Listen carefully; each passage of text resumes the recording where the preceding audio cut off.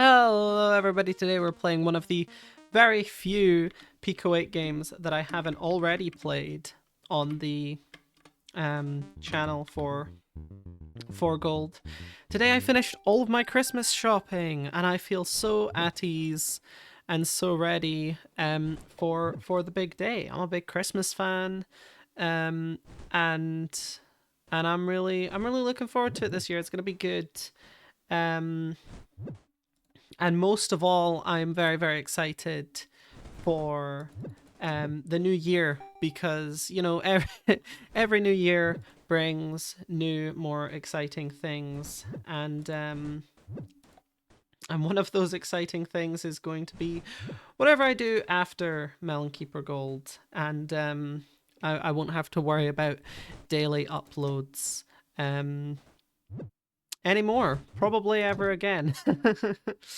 But it has been a really fun time, and I thought I would spend some time today playing one of the few Nusan games that has yet to be played. So this is Combo Pool. It's kind of like a high score game. Think Donkey Kong, think Tetris, think Pac-Man.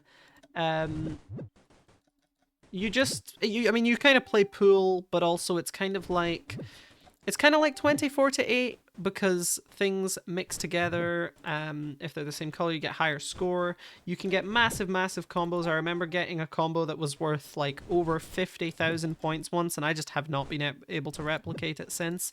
I don't play this game that often. There was a little while where I was going for high scores and I was trying to speedrun it.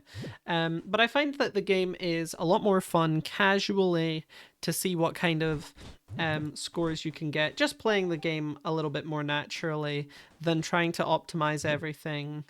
This is a game which is unpredictable to a degree, which can make it frustrating if you're trying to speedrun, but extremely fun when you're just playing casually to see what kinds of things you can come up with. For me, it feels a lot like Tony Hawk, where trying to get the biggest combo ever is challenging, but trying to get just cool combos can be extremely fun and extremely rewarding. On the other hand, Tony Hawk a lot more predictable than this game on the basis that it's not really a physics game. Everything is kind of like a lot more reliable than that. I've always talked about like Cyclo 8. I've played on the channel before. It's deterministic, but too precise to be like I mean Cyclo 8's a bad example because the best runners of the game, in particular, high but the best runners of the game actually have gone a long distance to making it quite a bit more consistent. But it's one of those games where, because it's entirely sort of physics dependent, it is too precise for humans to reliably, replicate the same thing every time. And we have like frame perfect setups and stuff for things, but it's still hard. I've speedrun that game quite a lot, and I can say that it is not easy to replicate the best strategies in every level. So it's this idea of like it's not random, but it's a bit too precise for humans to be entirely consistent at.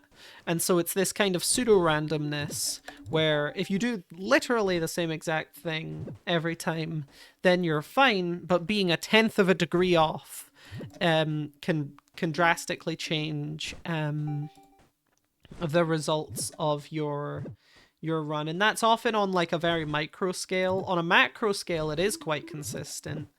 But when you get down to the details, and the details matter for games like Cyclo 8, when you get down to the details, it can change things. So yeah. But this is one of those games as well. It's just the physics are not super reliable to like. I mean, better players than I might be able to do better stuff with it. I'm dead! You killed me! Oh my goodness, I thought I was going to be able to beat the game. Now I'm just going to start mashing. This is what I usually did when I was speedrunning the game, is I just keep clicking, and as long as you click enough, because you always shoot the black balls, right? So as long as you shoot enough in the same direction, they're bound to mix with each other, and you can get enough score. And I think the problem I had going for high scores was I was never able to, you know, with, I guess, what's the like way to describe this? With intention, I was never able to beat stuff that was basically just mashing. Mashing seemed like the consistently most reliable strategy to me. But then there's no room for improvement, right? Like if you're just mashing and kind of relying on stuff to work sort of arbitrarily, then how do you get better at the game? You don't, is the answer, basically.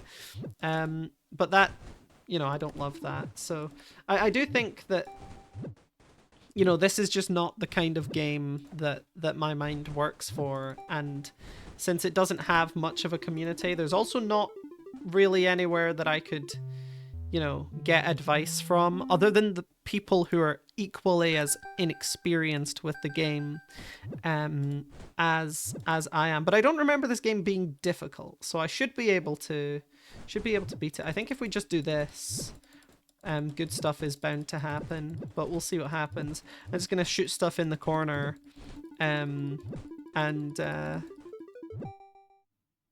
hopefully keep hitting some sick combos, actually.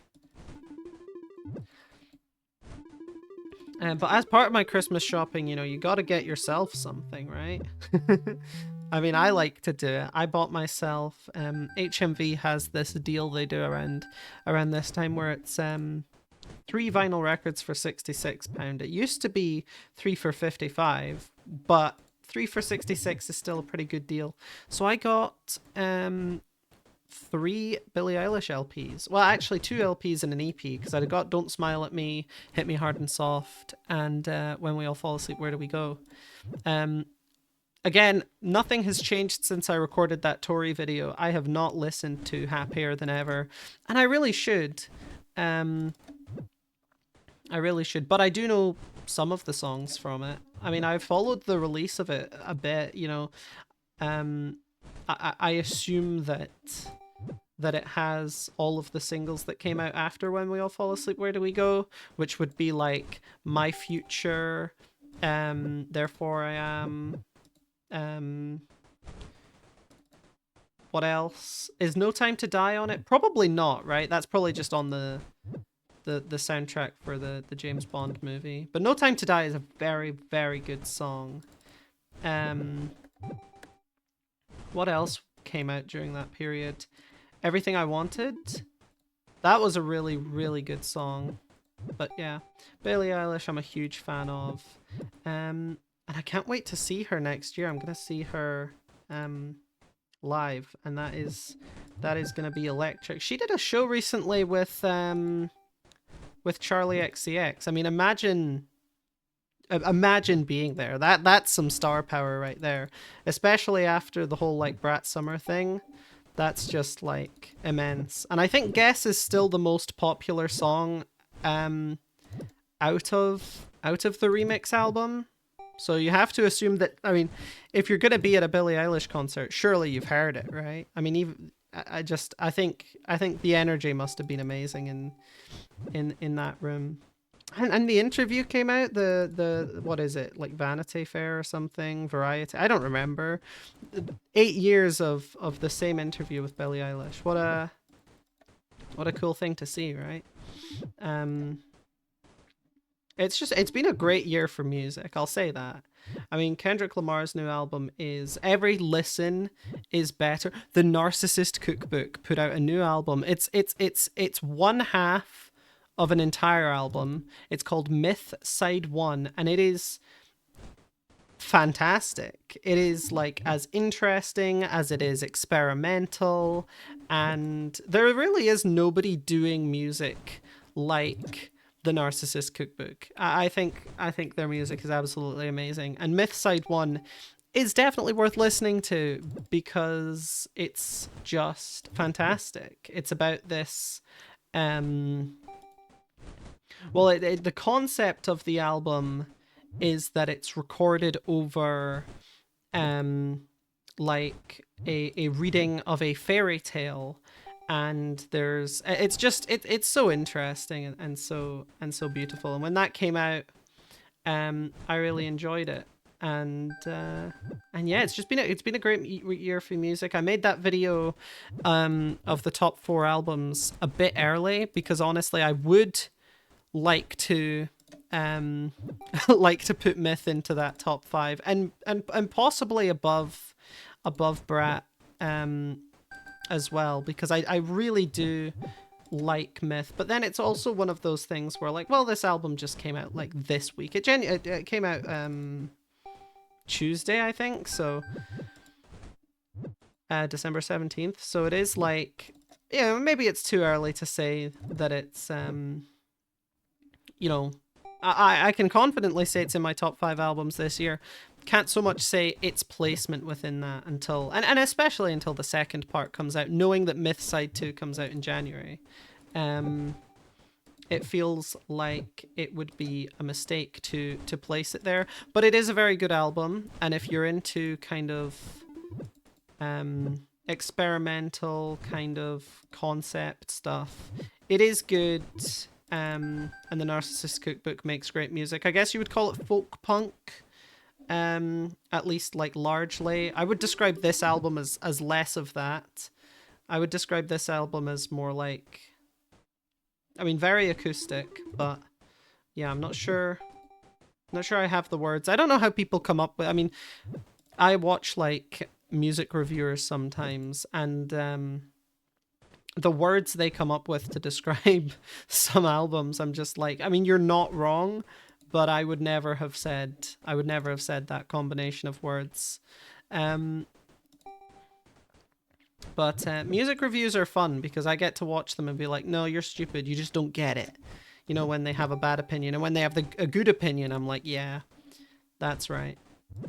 But I don't know, like, is the whole point of music reviews to just like, because I never watch a music review before I listen to the album. It's not like a before you listen thing. So is the whole point to like, I don't know, just hear what someone else thinks of the album, and if they like it, then it's like kind of validating your own thoughts. I don't know. It is fun though. And